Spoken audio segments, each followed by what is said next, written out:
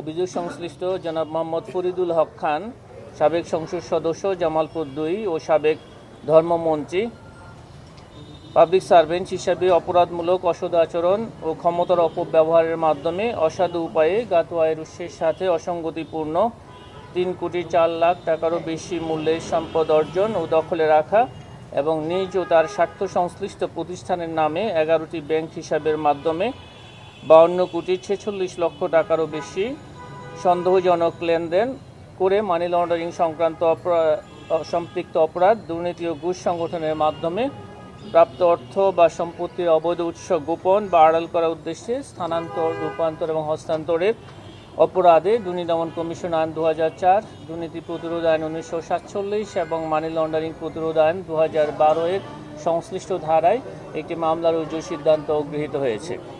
মামলা রুজুর কার্যক্রম প্রক্রিয়াধীন রয়েছে। জনাব মোহাম্মদ ফরিদুল হক খানের স্ত্রী জনাব আফরোজা হক জ্ঞাত আয়ের উৎসের সাথে সঙ্গতিবিহীন 1,02,00,000 টাকারও বেশি মূল্যের সম্পদ অর্জন করেছেন, যার কোনো গ্রহণযোগ্য আয়ের উৎস তিনি দেখাতে পারেননি। এক্ষেত্রে তিনি তার স্বামী জনাব মোহাম্মদ ফরিদুল হক খান কর্তৃক অসৎ উপায়ে উপার্জিত অর্থ দ্বারা 1,02,00,000 টাকারও বেশি মূল্যের সম্পদ অর্জন ও দখলে রাখার অপরাধে জনাব আফরোজা হক ও তার স্বামী জনাব মোহাম্মদ ফরিদুল হক খান, সাবেক সংসদ সদস্য ও সাবেক ধর্মমন্ত্রীর বিরুদ্ধে দুর্নীতি দমন কমিশন আইন 2004 27 ধারা এবং দণ্ডবিধি 109 ধারায় আরও একটি মামলা রুজুর সিদ্ধান্ত গৃহীত হয়েছে। এই সংক্রান্তে আমাদের অনুসন্ধান দল কার্যক্রম শুরু করেছে। আপনারা জানেন, দালিলিক প্রমাণাদি সংগ্রহের জন্য তারা বিভিন্ন দপ্তরে পত্র যোগাযোগ করছেন।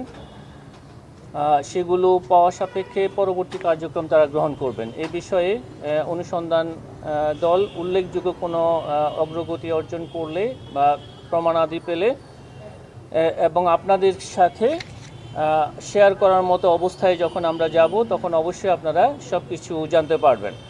আর আমাদের সবারই লক্ষ্য যে এই সংক্রান্ত যে অভিযোগগুলো আমরা অনুসন্ধান করছি, সেগুলো সুষ্ঠু অনুসন্ধান কিন্তু আমাদের সবারই লক্ষ্য।